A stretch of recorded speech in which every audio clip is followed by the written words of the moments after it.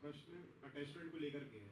आपने भी एक बात बोली थी ना, वो बेटे और बाप के बीच में एक अटैचमेंट के बारे में बात बोली थी। पर अगर हम मटेरियल पोजेशन से कितने दूर जा सकते हैं? थोड़ा बहुत तो अटैचमेंट होना चाहिए, होगा ना। मतलब वही मैं पूछना चाह रहा हूँ, बिल्कुल हम डिटैच हो जाए तो फिर जीवन चलेगा ही नहीं। मतलब हर कोई मॉन्क नहीं बन सकता ना। मॉन्क मतलब बिल्कुल डिटैच हो जाए। अच्छा मॉन्क, अच्छा ओके। किस लेवल तक डिटैचमेंट जरूरी है? मतलब जैसे हम लोगों के लिए, जैसे मैं पूरा डिटैच नहीं होना चाहता, मतलब मुझे मटेरियल पोजेशंस का सुख भी चाहिए थोड़ा बहुत। डिटैच आप हो ही नहीं सकते। इस संसार में आए हैं ना, तो आपको दोनों चीजों का यूटिलाइजेशन करना पड़ेगा। जानते हैं वेद क्या कहता है? वेद कहता है द्वे विद्ये, दो प्रकार की विद्या है, दो विद्ये द्वे विद्ये वेदितव्यम इद त अस्मि ब्रह्म विंदो त परा च परा विद्या च। आप समझ गए इसका मतलब? नहीं समझोगे मैं बता देता हूँ। वेद कहता है कि हमारे यहाँ पे दो विद्याएं हैं, एक जीविका के लिए, ये जो जीविका के लिए आप विद्या पढ़ रहे हैं ना, और एक जीवन के लिए विद्या। दो प्रकार की विद्या, एक परा विद्या एक अपरा विद्या। एक जीवन के लिए जरूरी है, जीविका के लिए जरूरी है। ऐसा नहीं कि सिर्फ जीवन की विद्या लेकर के आप मॉन्क बन जाएंगे तो कुछ नहीं।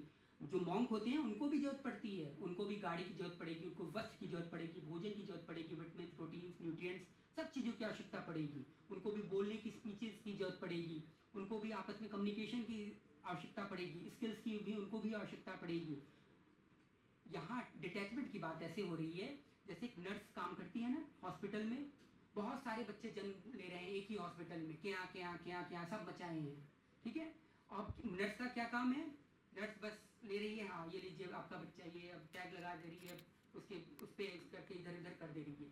उसको न खुशी है न दुखी है, उसमें बच्चे भी मर रहे हैं। डिलीवरी टाइम में कुछ बच्चे कोलैप्स कर जाते हैं, उसमें बच्चे भी मर रहे हैं, लेकिन उसे कोई दुख नहीं है, ना उसे कोई सुख है किसी के आने का। लेकिन उसके घर में अगर बच्चा पैदा हो जाए तो क्या होगा? नाचेगी खुशी और धूम मचाएगी और खूब लड्डू वड्डू बांटेगी घर घर में। लेकिन क्या हॉस्पिटल में लड्डू बांटती है कोई नर्स?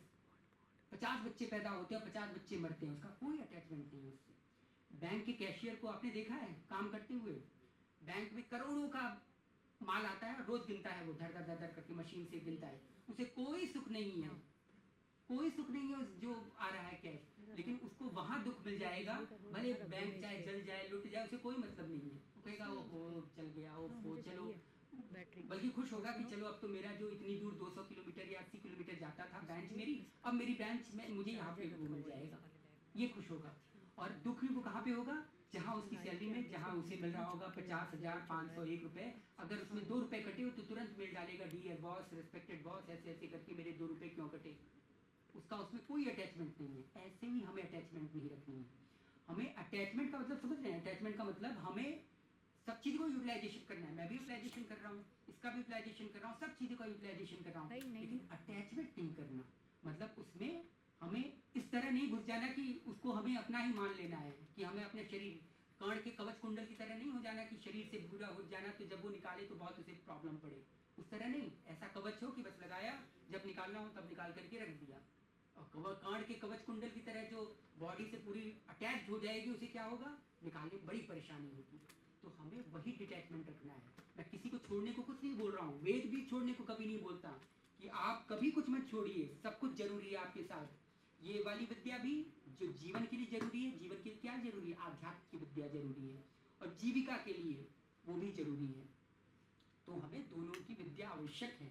कभी डिटैचमेंट करने की बात मैंने नहीं कही है, सॉरी, डिटैचमेंट की बात मैं होने को कहता हूँ, लेकिन कैसे डिटैचमेंट? मन से डिटैचमेंट करो, यूटिलाइजेशन आप सब कुछ करो।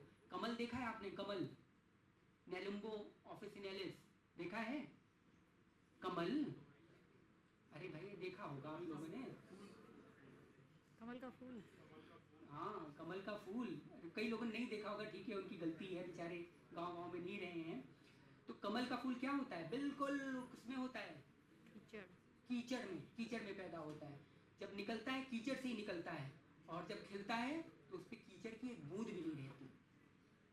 इट मीन्स वो कीचड़ में होने के बावजूद भी क्या है? प्रफुल्लित है, उस पर कीचड़ की एक भी बूंद नहीं। इसी प्रकार हमें रहना है, कीचड़ में होने के बावजूद, कीचड़ से सारे न्यूट्रिशन ग्रहण करने के बावजूद, कीचड़ से हमारा कोई संपर्क ना हो।